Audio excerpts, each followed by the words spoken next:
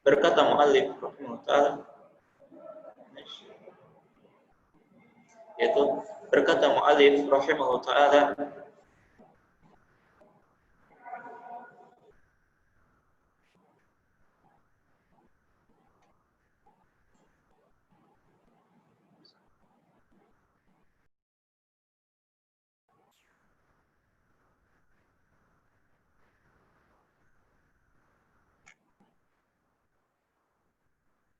tes 1 2 3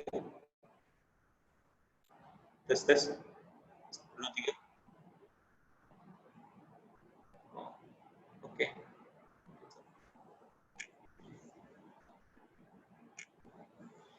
Bismillah, melanjutkan pembahasan kita sebelumnya, yaitu berkata muallif rahimahullah ta'ala, wa ba'daha umira bil hijrah ila al-Madinah wal hijrah intiqal min baladi syirki ila baladi Islam.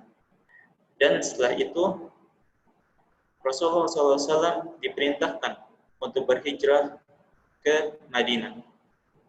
Dan hijrah itu artinya adalah secara syara al-intiqal min baladi syirki ila baladi Islam. Pindah dari negeri yang dipenuhi dengan kesyirikan menuju ke negeri Islam. Ini adalah makna hijrah. Secara syara, secara agama, dalam agama. Nah, hijrah dalam agama ini pindah dari negeri yang dipenuhi dengan kesyirikan atau kekufuran ke negeri Islam. Adapun hijrah secara bahasa itu adalah meninggalkan sesuatu. Itu adalah secara bahasa. Kemudian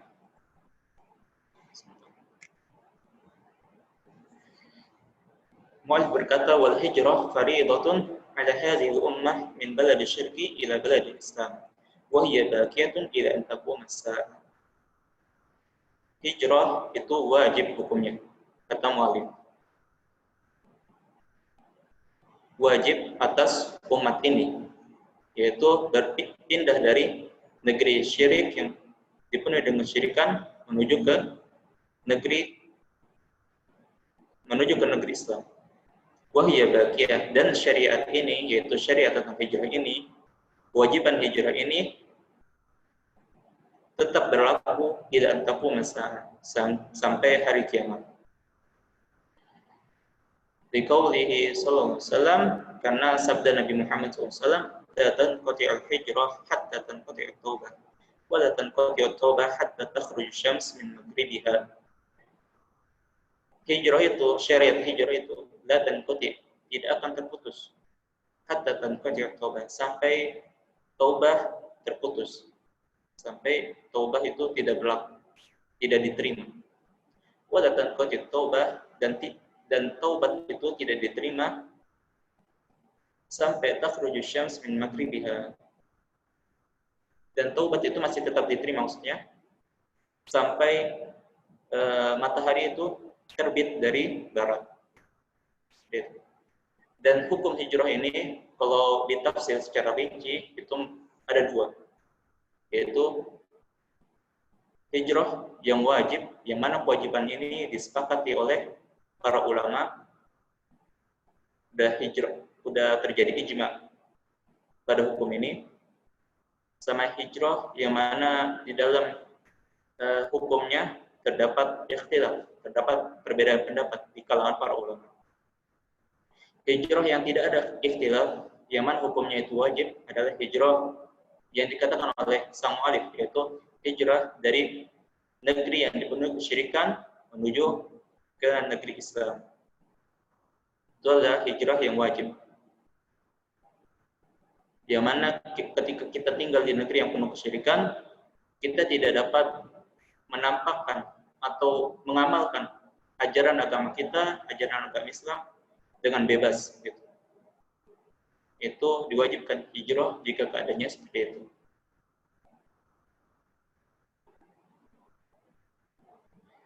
Dan yang kedua adalah hijrah dari daerah yang mana daerah tersebut dipenuhi dengan kemaksiatan atau dipenuhi dengan kebid'ahan menuju ke daerah yang lebih baik. dari daerah tersebut. Ini ada perbedaan pendapat dalam hal ini. Ada yang mengatakan wajib karena tujuan dari hijrah itu adalah untuk menjaga agamanya. Terus ada juga yang mengatakan sunnah, yaitu tidak wajib. Karena Nabi Muhammad SAW bersabda, "Man ra'a minkum munkaran falyughayyirhu biyadihi." Dan siapa yang di antara kalian yang melihat suatu kemungkaran, falyughayyirhu biyadihi. Maka maka ubahlah dengan tangan kalian. Di sini Nabi Muhammad tidak mengatakan falyuhajir, tidak mengatakan maka berhijrahlah, tapi mengatakan ubahlah dengan tangan kalian. Di sini menunjukkan bahwa hijrah dalam hal ini tidak diwajibkan. Seperti itu. Wallahu alam, yang menurut Anda pendapat yang lebih kuat adalah bahwasanya hijrah dari tempat yang dipenuhi dengan cetakan baru dari menuju ke tempat yang lebih mending daripada tempat tersebut, lebih baik dari tempat tersebut, itu hukumnya sunnah, tidak wajib. Seperti itu. Kemudian Kemudian dalil Allah Ta'ala, dan dalil tentang hijrah itu adalah firman Allah Ta'ala, innal ladzina tawaffahumul malaikatu dzalimi anfusihim qalu fima kuntum qalu kunna mustad'afina fil ardh qalu alam takun ardullahi wasi'ah fatuhajiru fiha wa ulaika ma'wahum jahannam sa'at masir. Yaitu orang-orang yang malaikat cabut nyawanya, dzalimi anfusihim. Qalu fima kuntum, ketika itu malaikat berkata kepada mereka, apa yang terjadi kepada kalian? Qalu kunna mustad'afina fil ardh. Sungguhnya kami adalah orang-orang yang lemah di dalam sungguhnya kami adalah orang-orang yang lemah. Qalu alam takun ardullahi wasi'ah fatuhajir fiha. Kata malaikat, bukankah bumi Allah itu luas sehingga kalian bisa berhijrah darinya? Faulaika ma'wahum jahannam sa'at masir. Allah mengatakan bahwa mereka adalah orang-orang yang tempat tinggal mereka ada di neraka nanti. Wasa'at masir, dan itu adalah tempat seburuk-buruknya tempat kembali. Di sini mengatakan bahwa hijrah itu wajib. Di sini ayat ini mengatakan bahwa hijrah itu wajib, dan barang siapa yang tidak berhijrah maka dia akan berdosa. Melalui firman-Nya, faulaika ma'wahum jahannam, maka balasan mereka adalah neraka jahannam. Terus ilal mustad'afin, ini ada pengecualian. Bahwasanya orang-orang yang lemah minar rijali wan nisa, yaitu orang-orang yang lemah secara fisiknya dari kalangan lelaki ataupun nisa ataupun perempuan, wal wildan, ataupun kalangan anak-anak, yastati'una hilah, yang tidak mampu untuk berhijrah, entah itu karena tidak memiliki uang ataupun wala yahtaduna sabila, ataupun mereka tidak memiliki petunjuk ataupun seseorang yang menuntun mereka ke tempat hijrah tersebut, seseorang yang dapat menuntun arah mereka ke tempat hijrah. Faulaika sallallahu ayyafu anhum wa kana Allahu afuwan ghafura. Maka inilah orang-orang yang akan Allah ampuni, yang semoga akan Allah ampuni. Ini ada pengecualian tentang hijrah, yaitu hijrah itu wajib bagi mereka yang mampu. Sedangkan mereka orang-orang yang lemah secara fisik ataupun mereka yang tidak memiliki uang ataupun yang mereka yang tidak memiliki seseorang yang memberikan arahan terhadap tempat yang akan dihijrahi, ini adalah uzur. Semoga Allah dapat mengampuni mereka semua. Terus Allah Ta'ala, dan dalil yang lainnya adalah ya ibadiyalladzina amanu inna ardi wasi'ah fa iyaya fa'budun. Wahai hambaku, orang-orang yang beriman, sungguhnya bumiku itu luas, fa iyaya fa'budun, maka sembahlah aku.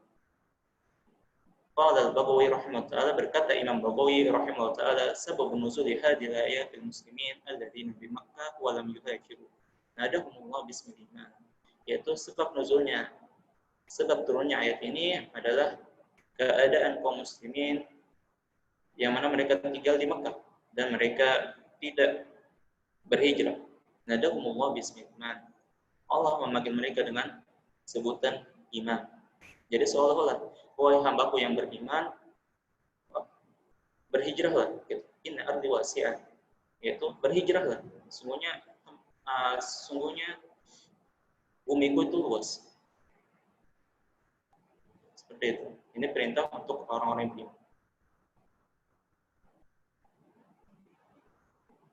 Kemudian, falamma istaqarra bil Madinah, umira bi baqiyati syara'il Islam. Kemudian, kata mu'alif, ketika Nabi Muhammad telah datang dan tinggal di Madinah, umira bi baqiyati syara'il Islam. Nabi Muhammad SAW diperintahkan untuk syariat-syariat Islam yang lainnya.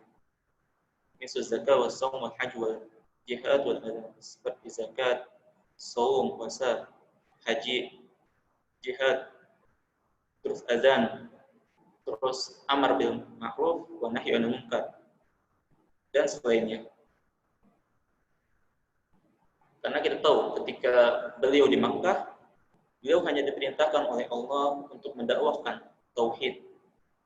Itu saja yang Allah perintahkan kepada beliau. Dan pekerjaan beliau adalah di Makkah untuk menyuruhkan tauhid. Itu saja. Selanjutnya, ketika beliau berhijrah, sudah tiba di Madinah dan menetap di Madinah, maka Allah menurunkan perintah-perintah yang lainnya, seperti zakat, shaum, dan haji, seperti itu, dan yang lainnya. Dan Nabi Muhammad SAW berdakwah di Madinah selama 10 sinin, 10 tahun. Wa ba'daha tuwfiya sallallahu wasallam alaihi. Dan setelah liku-liku yang beliau hadapi di dalam berdakwah di jalan Allah, beliau diwafatkan oleh Allah Ta'ala. Wa dinuhu baqin wa hadha dinuhu. Sedangkan agamanya masih tetap tidak musnah karena kematian Nabi Muhammad, seperti itu. Tapi agamanya masih tetap walaupun Nabi Muhammad telah diwafatkan oleh Allah Ta'ala. Wa hadha dinuhu, dan ini adalah agamanya. Dan ini yang kita pelajari adalah agamanya, yaitu Islam. La khaira illa dalla ummah alaihi. Tidak ada kebaikan kecuali Nabi Muhammad SAW telah tunjukkan kepada umatnya.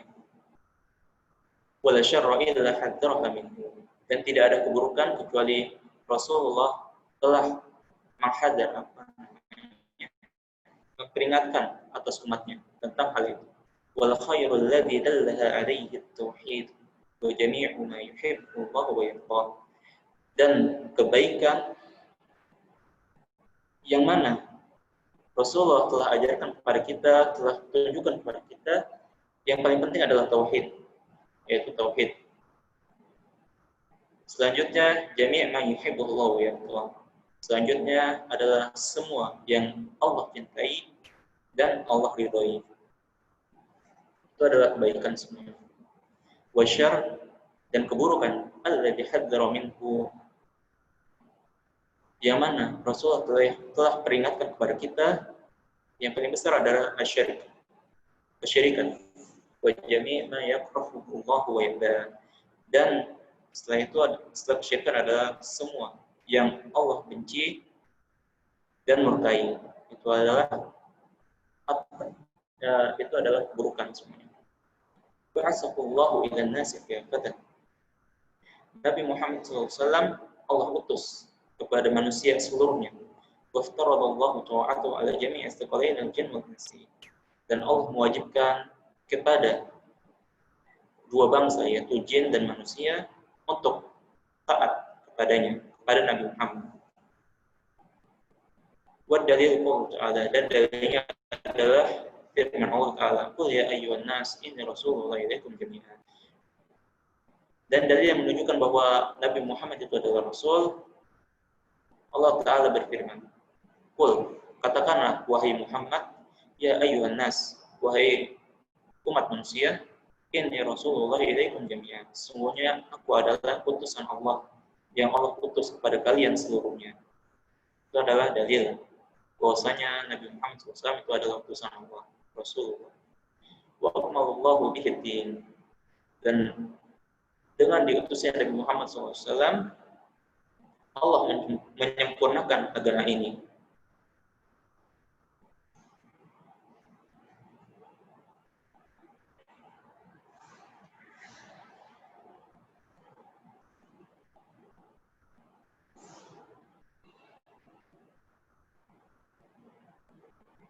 Wa dalilu qawlu ta'ala, dan dalilnya adalah firman Allah Ta'ala. Dalil bahwasanya Allah telah menyempurnakan agama ini adalah firman Allah Ta'ala, al-yawma akmaltu lakum dinakum. Sungguhnya pada hari ini akmaltu, katanya Allah, aku telah menyempurnakan untuk kalian agama kalian. Wa atmamtu alaikum ni'mati, dan telah aku atmamtu, sempurnakan, telah aku berikan kepada kalian nikmati, sempurnakan juga nikmatnya, nikmatku kepada kalian, telah aku turunkan, sempurnakan nikmatku atas kalian. Wa raditu lakum al-Islam dinan, dan aku telah ridhoi untuk kalian Islam sebagai agama kalian. Ayat ini adalah ayat terakhir yang Allah turunkan kepada Nabi Muhammad SAW, yang mana ketika itu Nabi Muhammad sedang wukuf di Arafah untuk melaksanakan haji wada, haji terakhir Rasulullah SAW pada hari Jumat. Tidak berselang waktu, tidak berselang waktu lama setelah ayat itu turun, Nabi Muhammad SAW terkena penyakit yang membawa beliau ke hadapan Allah Ta'ala. Sehingga ini adalah ayat terakhir yang Allah turunkan kepada Nabi Muhammad SAW. Dan ayat ini juga menunjukkan bahwasanya agama ini telah sempurna, tidak memerlukan tambahan apapun. Dan ini juga ayat ini membantah bahwa adanya bid'ah hasanah, sebagaimana yang dituturkan oleh sebagian kaum muslimin, bahwasanya di sana ada bid'ah hasanah. Karena di sini ditunjukkan bahwa Allah telah menyempurnakan agamanya. Agama Islam ini sudah Allah sempurnakan dengan ayat ini, sehingga tidak perlu tambahan yang lain. Karena kalau seandainya agama Islam memerlukan tambahan yang lainnya, niscaya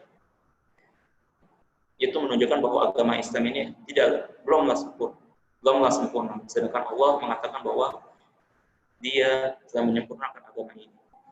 Seperti itu.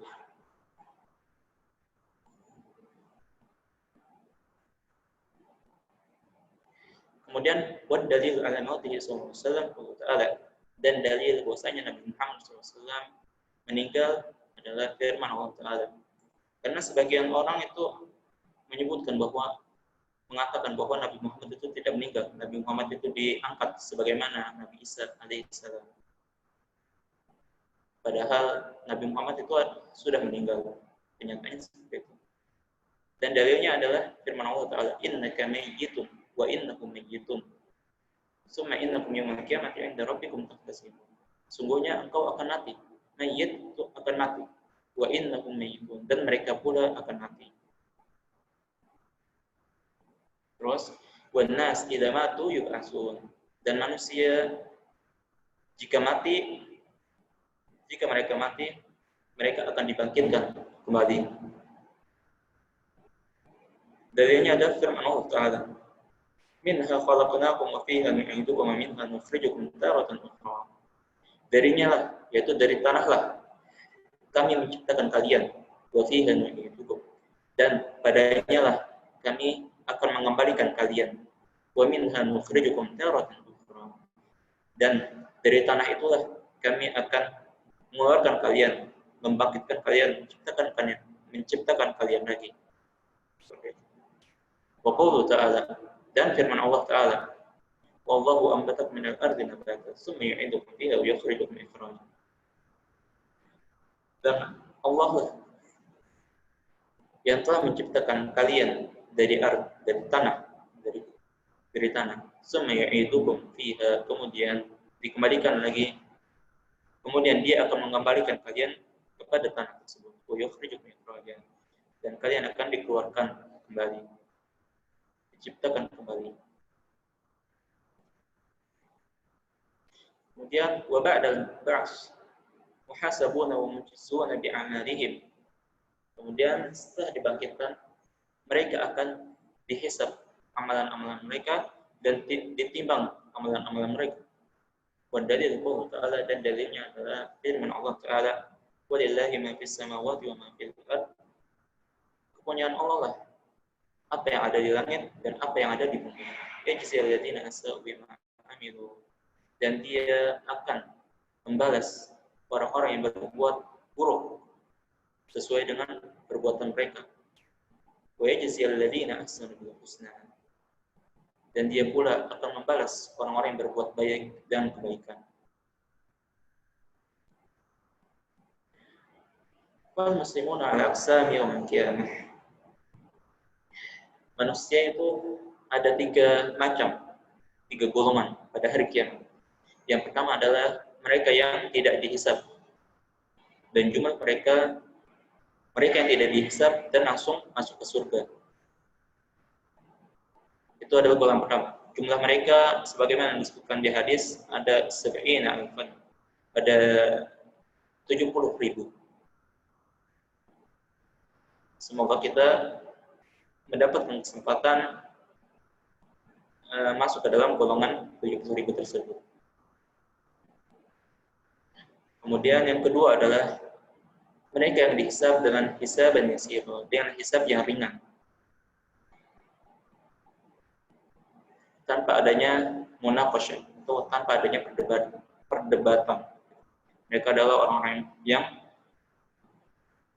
orang mukmin, yang mana amalan mereka dipenuhi dengan kebaikan. Dan hisab di sini, hisab bagi mereka adalah pengakuan mereka bahwasanya mereka telah berbuat seperti ini. Karena hisab dalam dalam hisab ini Allah akan bertanya kepada kita, apakah engkau telah telah melakukan ini, itu, gitu.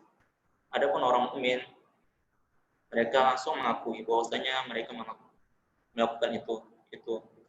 Mereka langsung mengakui tanpa adanya perdebatan. Makanya di sini disebutkan hisab dan yasir, hisab yang ringan. Adapun yang ketiga, hisab munaqasyah. Ini adalah yang ketiga adalah yang dihisab dengan hisab munaqasyah. Mana hisabnya tersebut, di dalam hisabnya tersebut ada terjadi perbincangan, perdebatan di dalamnya. Ini adalah orang-orang munafik dan orang-orang yang banyak berbuat maksiat. Karena ketika Allah tanyakan kepada mereka tentang amalan-amalan mereka akan membela diri mereka dengan harapan mereka akan terbebas dari dosa amalan mereka. Seperti itu. Makanya di sini hisab munaqasyah. Yang ketiga adalah hisab munaqasyah. Hisab yang dipenuhi dengan perdebatan. Seperti itu. Itu adalah kondisi kaum muslimin. 3 kondisi kaum muslimin. Adapun kaum kufar, ini terjadi perbedaan pendapat di kalangan para ulama. Ada yang mengatakan bahwasanya mereka akan dihisab pada hari kiamat untuk menentukan tempat tinggal mereka di neraka nanti. Ada pula yang mengatakan bahwa mereka tidak dihisab, langsung dimasukkan ke dalam neraka. Begitu. Kemudian mizan. Mizan adalah sebuah timbangan yang menimbang antara kebaikan kita dan keburukan kita. Seluruh amalan kebaikan kita akan ditaruh di satu sisi dan amal keburukan kita ditaruh di satu sisi. Itu adalah mizan, timbangan. Kemudian Mu'alif berkata, "Wa man kadzdzaba bil ba'si kafar." Barang siapa yang mendustakan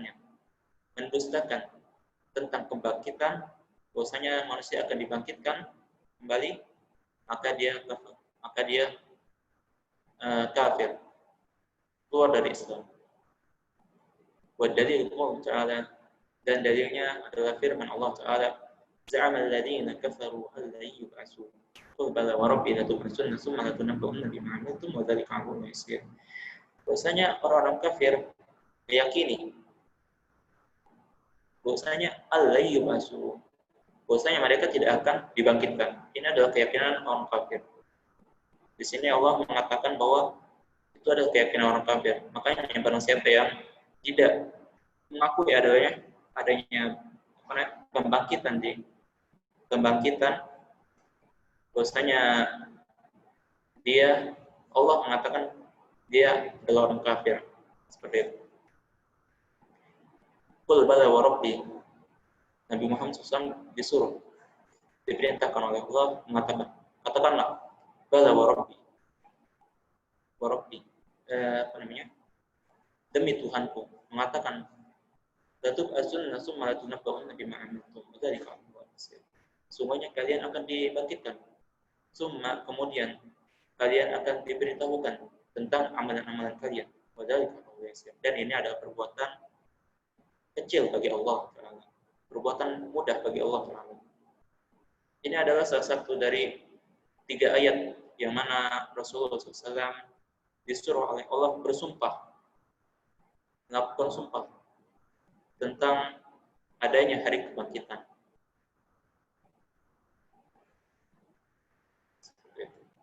Kemudian wa arsalallahu jami'ar rusul mubasysyirin wa mundzirin. Kemudian Allah berkata, dan Allah Ta'ala mengutus seluruh rasulnya mubasysyirin wa mundzirin, sebagai pembawa kabar gembira dan sebagai pembawa peringatan.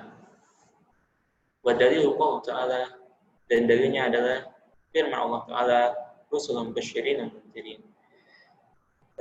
Para rasul yang membawa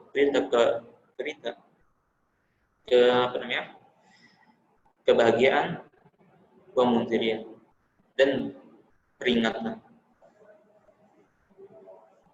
Ini ada dalilnya. Adapun jumlah rasul itu sangat banyak.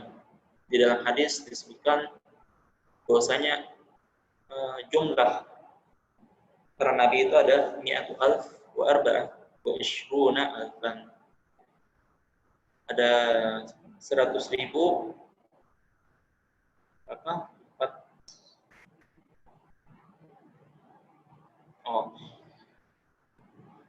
ada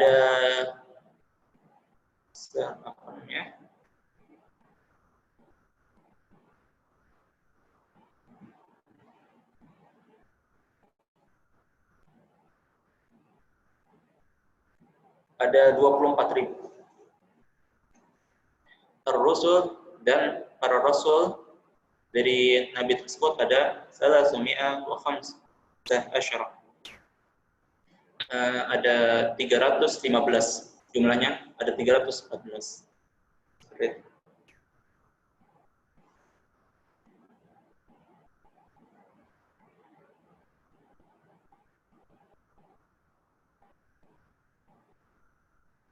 Oh ya, jumlah nabi itu ada 100,000, yaitu 100,000, wa arba'ah wa syuruna alfan, dan 24,000.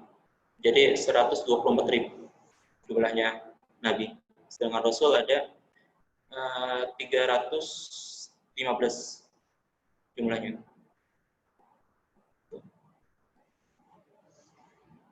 Wa awwaluhum Nuh alaihissalam, dan rasul pertama adalah Nuh alaihissalam. Wa akhiruhum Muhammad SAW, dan rasul terakhir adalah Muhammad SAW. Dalilnya adalah dalil yang menunjukkan bahwa Nabi Nuh adalah rasul pertama adalah firman Allah Ta'ala, inna auhayna ilaika kama auhayna ila Nuhi wan nabiyina min ba'di.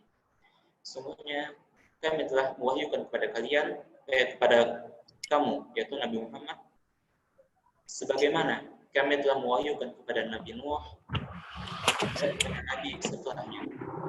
Di sini disebutkan bagaimana kami telah mewahyukan kepada Nabi Nuh, kepada Nuh dan para nabi setelahnya. Soalnya di sini Nabi Nuh itu adalah rasul pertama. Dia menerima wahyu. Itu adalah dari segi pendalilannya. Ya. Nabi Nuh alaihissalam diutus kepada kaumnya, yang mana mereka telah berbuat kesyirikan, dan kesyirikan mereka adalah kesyirikan pertama dari sejarah manusia. Karena sejak Nabi Adam alaihissalam turun sampai Asyraf turun sampai 10 abad setelahnya, para manusia itu berada dalam tauhid, dalam mengesahkan Allah. Dan asal usul dari kesyirikan kaum Nabi Nuh adalah pertama kali itu di antara kaum mereka itu terdapat rijal dan solihun, para orang-orang yang sangat soleh. Ketika mereka mati, ketika mereka wafat, kaumnya itu sangat bersedih. Kemudian syaitan datang dan memberitahukan kepada mereka, menginstruksikan kepada mereka agar kaumnya itu membuat patung orang-orang soleh tersebut dan menaruhnya di majelis-majelis mereka. Untuk apa? Agar ketika mereka melihat patung tersebut, mereka teringat akan kesolehan orang-orang tersebut. Dan ketika mereka teringat, mereka lebih bersemangat dalam beribadah. Seperti itu. Tujuan pertama dibuatnya patung orang-orang soleh seperti itu. Kemudian ketika orang-orang dari generasi pertama tersebut telah meninggal, selanjutnya diganti oleh generasi selanjutnya, yang mana mereka tidak tahu apa-apa.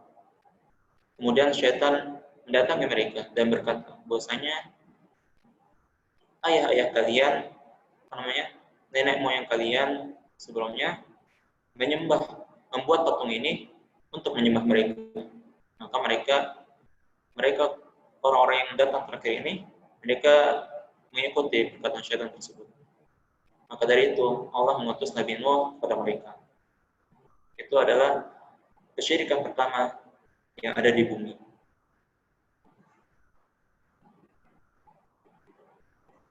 Kemudian mu'alif berkata, wa kullu ummatin ba'atsallahu ilaihim rasulan min Nuh ila Muhammad ya'muruhum bi'ibadati Allahi wahdah wa yanhahum 'an ibadati at-taghut wa dalil qawli ta'ala wa laqad ba'atsna fi kulli ummatin rasulan an i'budu Allaha wa yajtanibu at-taghut.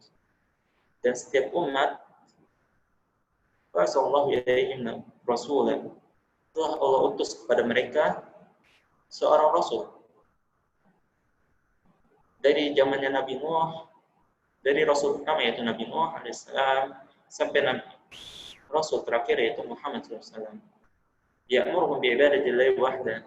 Tugas mereka adalah, tugas rasul tersebut adalah memerintahkan kepada kaumnya untuk beribadah kepada Allah Ta'ala saja. Wa yanhahum 'an ibadati at-taghut. Dan melarang mereka dari beribadah kepada taghut. Wa dalil qawli ta'ala, dan dalilnya adalah firman Allah Ta'ala, wa laqad ba'atsna fi kulli ummatin, sungguhnya kami telah mengutus pada setiap umat itu semuanya mengutus rasulnya, mengutus seorang rasul. Ani ibudullah jatanibu taghut, yang mana rasul tersebut menyerukan kepada mereka untuk menyembah Allah dan menjauhi taghut. Dan yang dimaksud dengan taghut di sini adalah kullu ma ubida min dunillah. Setiap apa-apa yang disembah selain Allah Ta'ala, itu adalah taghut.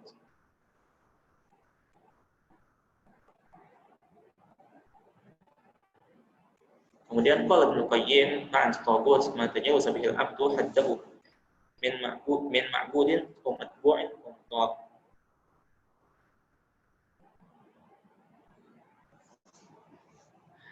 Ibnu Qayyim rahimahullah taala berkata bahwasanya makna tagut itu adalah ma tajawaza bihil abdu haddahu, apa-apa yang menyebabkan seorang hamba melebihi batasannya, min ma'budin, baik itu ada sesuatu yang diibadahi, matbu' atau diikuti, sesuatu yang diikuti, atau sesuatu yang ditaati.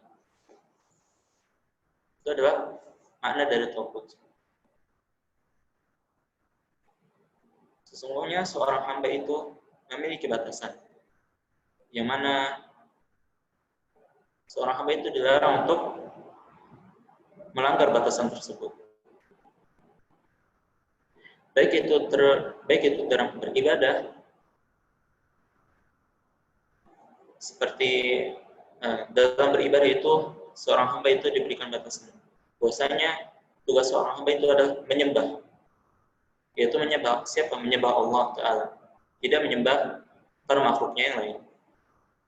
Itu adalah batasan yang Allah berikan kepada hambanya.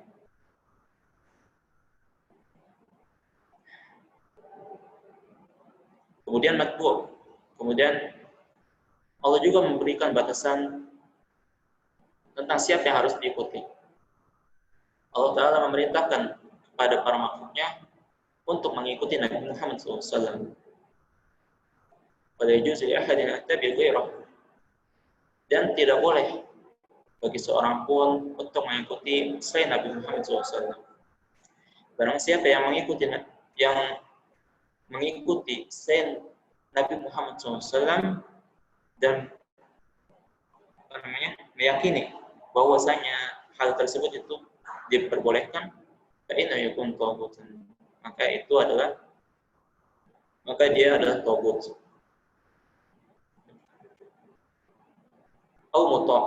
Atau taat. Semuanya yang wajib ditaati oleh kita semua itu adalah hanyalah Allah dan Rasulnya. Taat dalam apa? Taat dalam halal dan haram, dalam hukum halal dan haram. Maka barang siapa yang menghalalkan apa yang Allah haramkan ataupun yang mengharamkan apa yang Allah haramkan, maka dia taghut. Begitu juga orang yang mengikuti orang yang telah menghalalkan apa yang Allah apa yang Allah haramkan, dan mengharamkan apa yang Allah halalkan, dia juga termasuk taghut. Seperti itu. Dan tawaghut itu katsir, dan macam-macam taghut itu banyak. Ru'usuhum khamsah, sedangkan pemimpin mereka ada 5. Iblis la'natullah alaihi, pertama adalah iblis. Pemimpin para taghut adalah iblis. Kenapa dinamakan iblis? Li'annahu ablasa min rahmah, yakni bi'sa min rahmah. Karena iblis itu berputus asa dari rahmat Allah. Dia ketika pertama kali bermaksud kepada Allah, membangkang perintahnya yaitu untuk sujud kepada Adam alaihissalam, Allah menyuruh iblis untuk keluar dari surganya. Dan iblis ketika itu sangat berputus asa bahwasanya dia tidak akan diampuni jika dia bertobat. Sehingga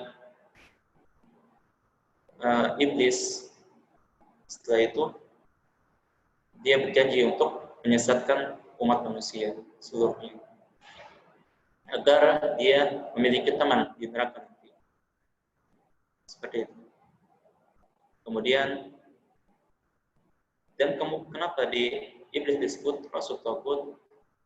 Kenapa iblis disebut sebagai kepala para taghut?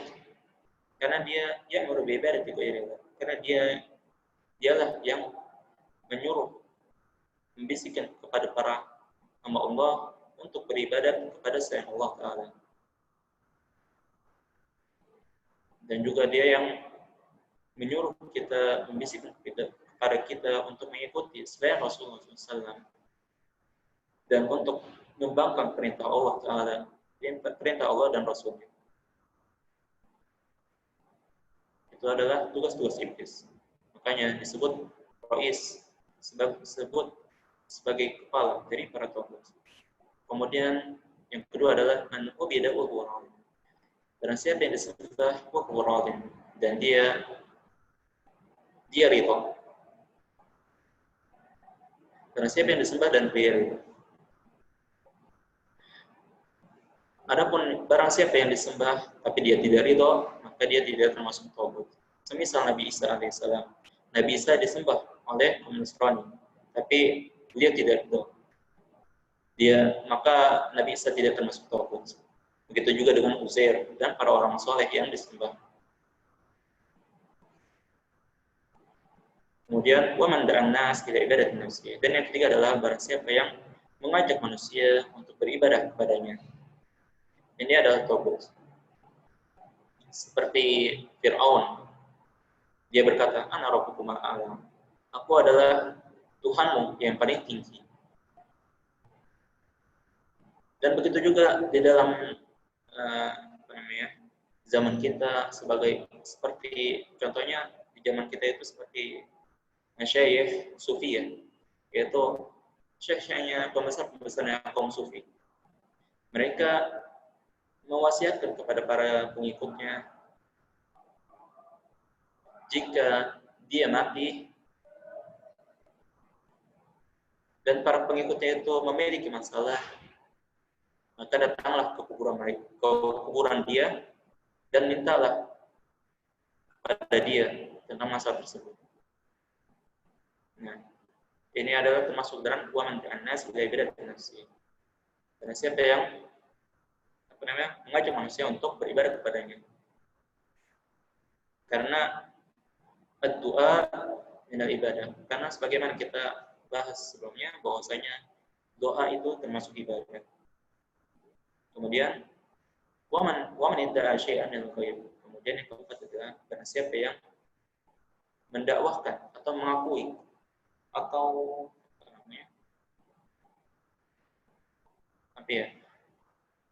atau bilang bahwasanya dia mengetahui sesuatu yang gaib. Seperti itu. Ini termasuk tagut juga. Mendakwahkan bahwasanya dia mengakui bahwasanya dia mengetahui sesuatu yang gaib. Seperti orang yang berkata bahwasanya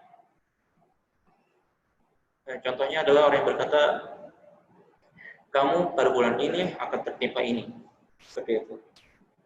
Ataupun yang mengatakan bahwasanya jika kamu melewati ini, melakukan hal ini, maka kesialan akan menimpa kamu, seperti itu. Dan termasuk golongan ini adalah para dukun. Seperti itu. Kemudian, wa man hakama bi ghairi ma anzalallah. Dan orang yang berhukum dengan selain apa yang Allah turunkan. Ini termasuk tagut. Orang yang berhukum dengan selain hukum Allah, ini termasuk tagut. Secara umum ini termasuk tagut. Adapun rinciannya bisa kita rinci sebagai berikut.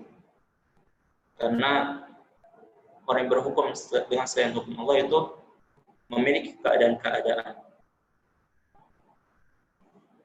Dan rinciannya seperti ini. Barang siapa yang berhukum dengan selain hukum Allah dan mengatakan atau meyakini bahwasanya hukum undang-undang buatan Allah itu undang-undang buatan manusia itu lebih baik ataupun sama ataupun lebih buruk dari buatan Allah, maka itu kafir. Maka dia kafir. Inda jami'il muslimin. Dengan ijma ulama itu kafir. Karena siapa yang meyakini bahwasanya undang-undang buatan manusia itu lebih baik ataupun sama, sederajat dengan undang-undang buatan Allah, itu kafir. Kemudian yang kedua adalah barang siapa yang berhukum dengan undang-undang buatan manusia sebagai ganti undang-undang buatan Allah sebagaimana hukum-hukum Allah, dan dia meyakini bahwasanya diperbolehkan hal itu, walaupun dia berkata bahwasanya hukum Allah itu lebih baik daripada hukum manusia, tapi dia berpendapat bahwa menggunakan undang-undang buatan manusia itu diperbolehkan. Maka ini juga kafir, karena berhukum dengan hukum selain Allah itu haram, tidak boleh. Dan dia kafir kenapa? Karena istahala ma haram Allah, karena dia menghalalkan apa yang Allah haramkan. Dan kondisi yang selanjutnya adalah barang siapa yang berhukum dengan selain hukum Allah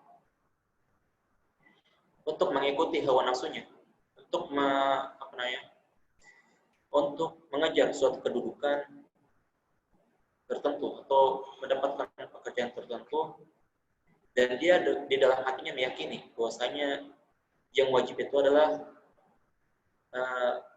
berhukum dengan hukum Allah, seperti itu, maka dia termasuk ke dalam orang-orang yang ahli maksiat dan orang-orang yang melakukan dosa besar dan tidak dikafirkan, karena dia dalam hatinya itu meyakini bahwa yang wajib itu adalah berhukum kepada hukum Allah. Dan di sini bisa diambil kesimpulan bahwasanya barang siapa yang berhukum dengan selain hukum Allah, jika dia meyakini bahwasanya berhukum dengan undang-undang buatan itu boleh, maka dia kafir. Tapi jika dia meyakini bahwasanya undang-undang buatan manusia itu tidak boleh kita berhukum dengannya, yang wajib itu adalah berhukum dengan hukum Allah, maka dia termasuk ke dalam orang-orang yang maksiat. Adapun orang yang berhukum dengan hukum Allah, yang berhukum dengan hukum selain Allah, yang mana dia berhukum tersebut karena tidak sengaja. Dia pada dasarnya ingin berhukum dengan hukum Allah, tapi dia tidak mengetahui ilmunya. Dia tidak sampai ilmunya. Sehingga dia memutuskan dengan pendapat dia, dan ternyata pendapat dia itu tidak bertepatan dengan hukum Allah, maka dia insya Allah maghfur lahu, diampuni. Maka dia akan diampuni insya Allah, karena dia tidak sengaja dan tujuan dia adalah hak suatu kebenaran, yaitu tujuan dia ingin berhukum dengan hukum Allah, tapi dia tidak mampu. Itu. Maka dia maghfur, maka dia diampuni. Kemudian wadalil qul ta'ala la ikraha fid din qad tabayyana rusydu min al-ghayy faman yakfur bi wa yu'min billahi faqad istamsaka bil urwati al-wuthqa la infisama laha wallahu samii'un 'alim. Dan dalil tentang taubat ini adalah firman Allah Ta'ala la ikraha fid din. Tidak ada paksaan bagi seorang pun untuk masuki agama Islam. Qad tabayyana rusydu min al-ghayy. Dan telah tampak perbedaan antara kebenaran dan kebatilan. Faman yakfur bit taghut wa yu'min billah. Barang siapa yang kufur terhadap taghut dan beriman kepada Allah, faqad istamsaka bil urwatil wuthqa. Maka dia telah berpegang teguh kepada tali yang kuat dan fisamalah yang tidak akan putus. Wallahu samii'un 'alim. Dan Allah Maha mendengar lagi Maha mengetahui. Ini dalilnya yaitu fama yakun bit taghut wa yu'min billah. Barang siapa yang kufur terhadap taghut wa yu'min billah dan beriman kepada Allah. Ini adalah dalilnya, inti dari dalil.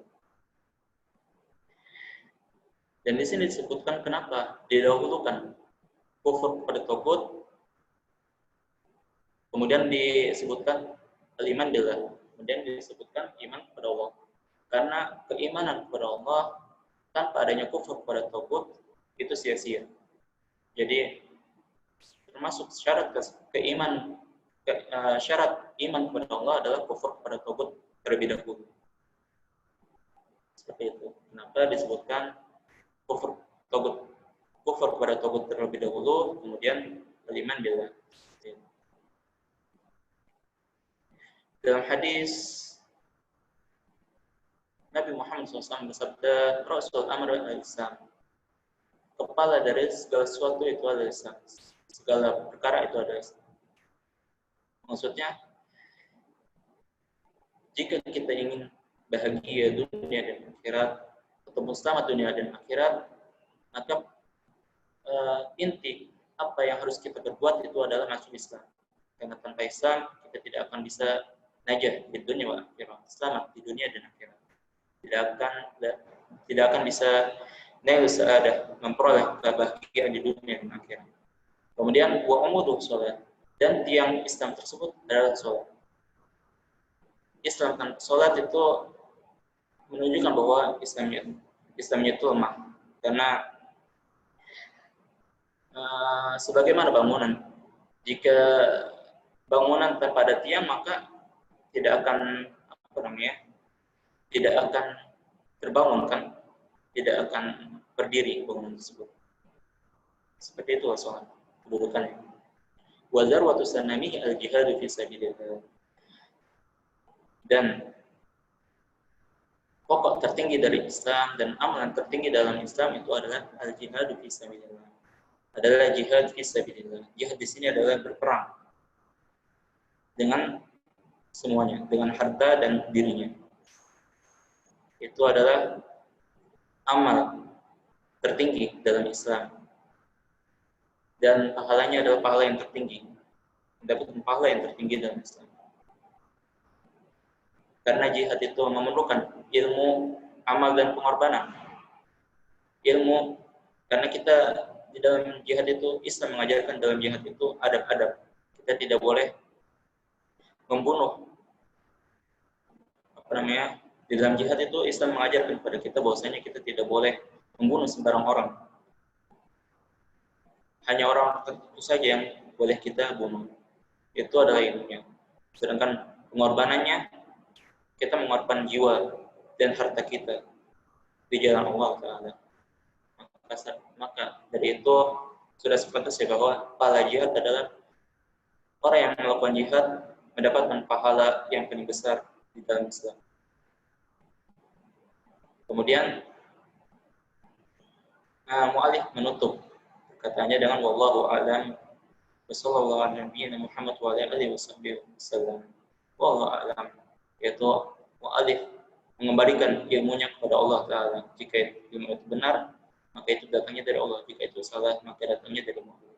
Seolah-olah mu'alif berkata seperti itu. Wassallallahu ala nabiyyina Muhammad wa ala alihi wasallam. Dan dengan ini pembahasan tentang usul salasa telah berakhir. Mungkin jika ada pertanyaan silakan. Ini ada pertemuan, insyaallah pertemuan terakhir, atau barang siapa yang mau menginginkan sanad dari usul salasa hari Kamis besok hendaklah hadir, karena mungkin anak akan membacakan seluruhnya dari awal sampai akhir, hanya akan membacakan tanpa ada penjelasan. Dan barang siapa yang mau bertanya juga bisa untuk nanti. Kenapa anak membacakan dari awal sampai akhir? Agar ketika antum mendapatkan sanad, antum tidak berbohong bahwasanya antum telah mendengarkan dari anak kitab usul salasa. Allah a'lam. Kemudian jika ada yang mau bertanya silakan. Assalamualaikum Ustaz. Waalaikumsalam warahmatullahi wabarakatuh. Ahsanallahu Ustaz. Ana ingin bertanya Ustaz. Terkait hijrah ya Ustaz. Hijrah kan itu berlaku sampai hari kiamat kelak ya Ustaz. Nah,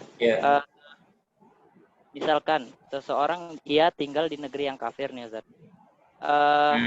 Yang diwajibkan untuk bagi yang mampu dan mengetahui jalan. Nah, apalagi kita di zaman ini Ustaz. Misalnya dia tinggal di Amerika misalkan. Ketika haji dia bisa ke Mekah. Tapi seperti yang kita ketahui bersama, hijrah berpindah tempat itu tidak semudah seperti dulu gitu Ustaz.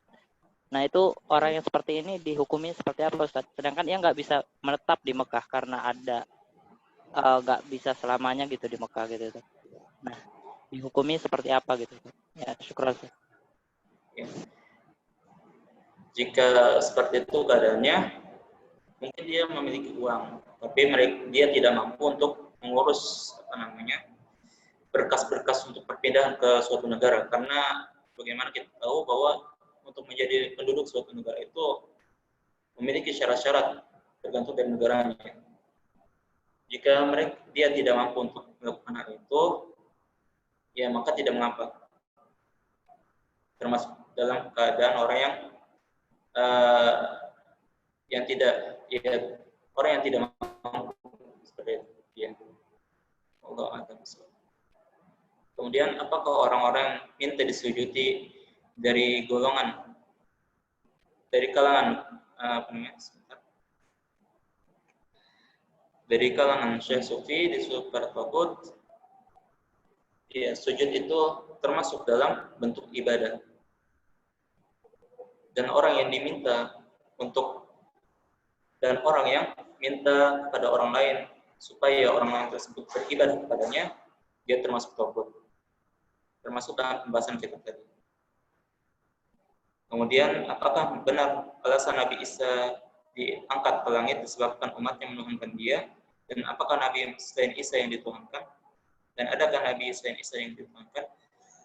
Adapun alasan Nabi Isa diangkat ke langit, sebagaimana yang kita ketahui dari kisah-kisah Nabi Isa, bahwasanya Nabi Isa diangkat ke langit karena banyak orang ketika itu ingin membunuh Nabi Isa alaihissalam. Kemudian Nabi Isa Allah tolong dengan diangkat ke atas langit. Bukan disebabkan karena umatnya menuhankan dia, bukan. Karena umatnya itu pada dasarnya, pengikut Nabi Isa alaihissalam pada dasarnya itu mereka mengikuti ajaran Nabi Isa, yaitu ajaran seperti Islam, yaitu Nabi Isa mengajarkan untuk bertauhid, menyembah Allah saja dan menjauhi syirik. Itu adalah inti dari ajaran Rasul. Seperti itu. Sampai beberapa waktu. Adapun kenapa kenapa umat Nasrani sekarang menuhankan Nabi Isa, itu ada salah satunya kalau antum belajar tentang sejarahnya kaum Nasrani itu namanya Paulus, dan dialah orang yang pertama kali mendakwakan bahwa Nabi Isa itu Tuhan. Sebelumnya Nabi Isa itu disebut dengan Nabi Rasul aja. Tuhan itu Allah saja. Kemudian datang Paulus, yang mana dia adalah seorang Yahudi yang sangat membenci agama Nasrani ketika itu, dan dia ingin menghancurkan agama Nasrani. Maka dia datang ke pendeta Nasrani, pembesar kaum Nasrani, dan dia berpura-pura taubat gitu. Dan diangkatlah dia menjadi murid dari pendeta Nasrani tersebut, dan nama dia menjadi besar. Dan pada saat dia mendapatkan nama besar tersebut, dia mendakwahkan tentang Nabi Isa itu anak Tuhan, seperti itu. Itu adalah asal-usul dari mengapa umat Nasrani menuhankan Nabi Isa. Adakah Nabi selain Isa yang dituhankan? Setahu anak ada, yaitu Uzair yang dituhankan umat Yahudi. Adapun selainnya anak Allah, selain Nabi Isa dan Uzair, Allah.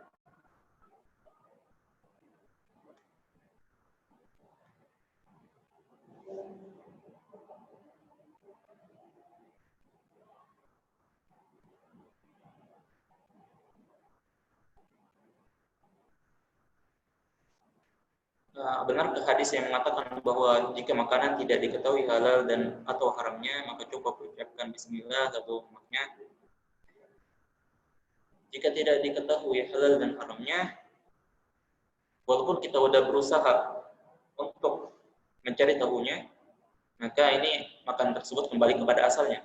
Karena setiap makanan itu asalnya itu halal, boleh dimakan, kecuali jika ada dalil yang menerangkan tentang keharamannya. Terus, benarkah ada dalam syariat kita yang namanya walimah judul? Sebentar.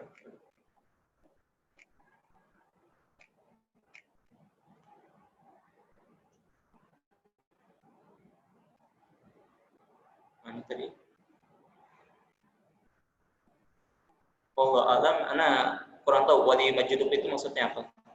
Mungkin kalau antum tahu bisa dijelaskan terlebih dahulu. Adakah tempat jihad paling baik, Ustaz? Tempat jihad paling baik adalah medan perang. Tapi tidak sembarang orang yang bisa ke medan perang. Misalnya orang Indo ingin masuk ke Palestina untuk berperang. Ada ketentuannya, yaitu meminta izin kepada wali amar, yaitu presiden dalam hal ini orang Indo. Jika diizinkan, mungkin bisa menuju ke sana. Jika tidak diizinkan, maka tidak. Karena ini masalah hal kayak gini, negara lain, kita kan sebagai negara lain, misalnya ingin berjihad ke Palestina seperti itu bukan saja mempengaruhi kita aja, tapi mempengaruhi negara juga. Seperti itu. Dampaknya itu lebih besar. Sehingga dalam hal ini, jika kita ingin menuju tempat yang paling baik, yaitu tempat perang dan berjihad, maka kita memiliki ketentuan-ketentuan yang mana ketentuan tersebut untuk maslahat maslahat seluruhnya. Bukan cuma maslahat kita, tapi maslahat umat yang atau bangsa yang dari mana kita berasal, seperti itu. Adapun jihad kita yang di Indo adalah menuntut ilmu agama dan mendakwahkannya. Itu ada tempat jihad yang paling baik bagi kita. Kemudian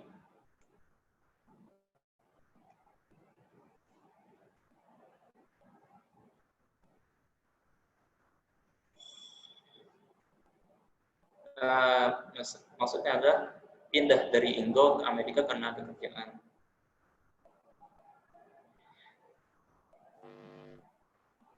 Yang diwajibkan untuk hijrah dari negara kafir menuju kepada negara Islam itu adalah jika di negara kafir tersebut kita tidak dapat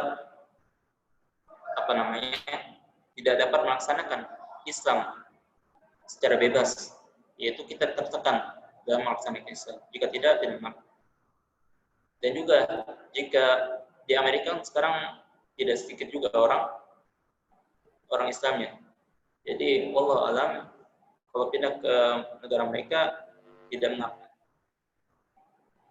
Asalkan kita bergaulnya dengan orang-orang yang beragama Islam juga. Tidak selalu bergaul dengan orang-orang yang kafir. Seperti itu. Adapun uang yang didapatkan, maka tidak mengapa. Selama kita tahu bahwa uang itu halal atau haram. Jika uang itu dihasilkan dari riba, maka dia haram. Jika tidak, maka dia halal. Seperti itu.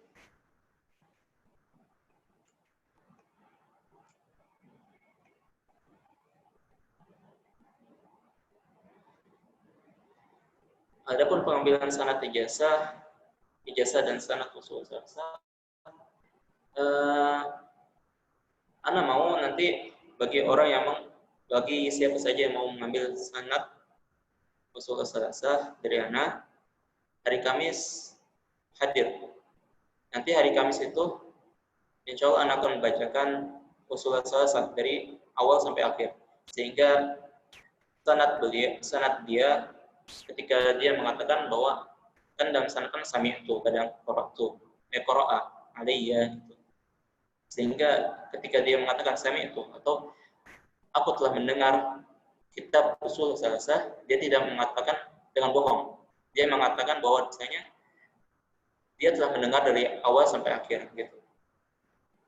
Karena orang yang mengatakan sami itu padahal dia tidak mendengar dari awalnya atau terlewat di tengah-tengahnya, itu sama kayak seperti bohong gitu.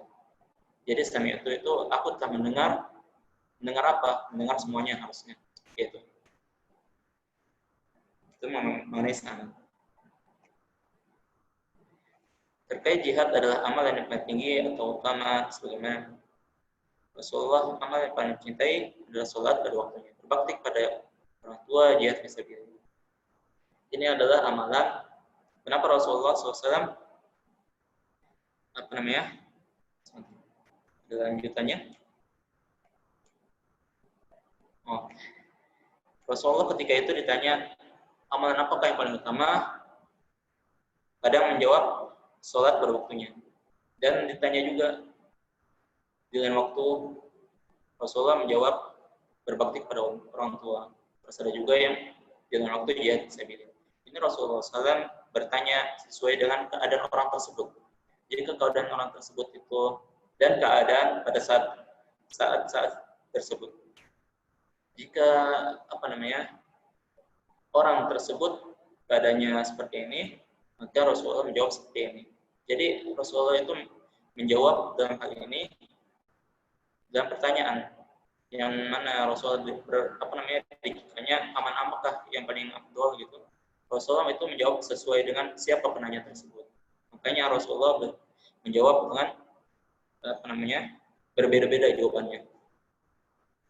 Dan jihad juga bagi orang yang memiliki orang tua, maka jihadnya itu pada orang tuanya, yaitu berbakti kepada orang tua, bukan jihad ke medan perang. Dan itu adalah afdal jihad baginya. Dan itu adalah sebaik-baik jihad baginya. Bagi orang yang memiliki orang tua. Seperti itu. Jadi tergantung keadaannya, Rasulullah menjawab pertanyaan soal. Adapun amalan yang paling tinggi atau utama secara umum itu adalah jihad fisabilillah. Secara umum itu. Allah soal.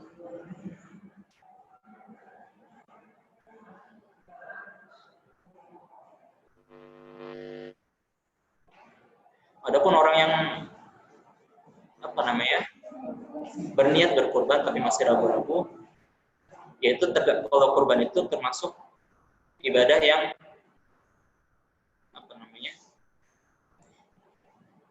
ibadah yang dilakukannya secara langsung gitu.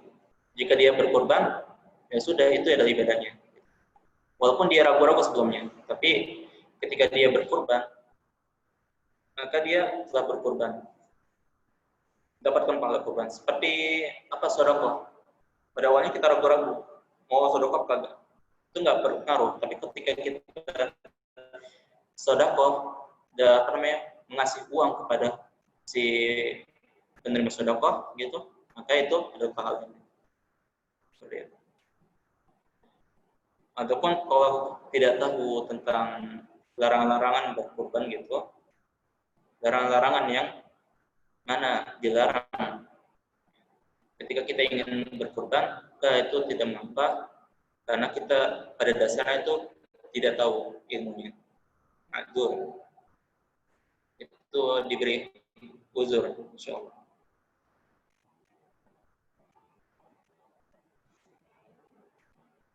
Ada pertanyaan lagi? Kalau tidak, mungkin Anda tutup. Dan barang siapa yang mau mengambil ijazah atau sanad, nanti insyaallah kita akan bertemu lagi pada pertemuan terakhir, yaitu hari Kamis, insyaallah. Adapun sekarang mungkin di Indonesia sudah terlalu malam. Dari itu mungkin kita pertemuan selanjutnya saja hari Kamis, insyaallah. Dan juga nanti Ana diminta oleh admin atau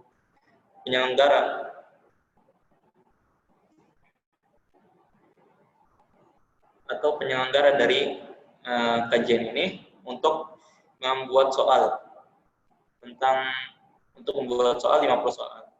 Dan mungkin bisa, dan Ana soalnya itu 40 itu tentang kitab ushul tsalatsah dan 10 itu tentang wawasan antum tentang keislaman. Dan Ana mungkin menganjurkan kepada antum untuk ikut serta dalam menjawab soal tersebut untuk mengetahui sejauh mana ilmu antum tentang Islam. Adapun pengambilan sanad mungkin bisa terserah saya antum kapan waktunya. Soalnya kita agendanya tinggal pembacaan ushul tsalatsah secara lengkap. Mungkin antum bisa berdiskusi dengan Ustadz Heri Setiawan yang ada di grup. Coba antum tanyakan kepada beliau, kalau antum punya waktu luang, coba diskusikan dengan beliau. Kalau mau hari Kamis saat malam takbiran ya nggak apa-apa, ada nggak masalah juga. Allah.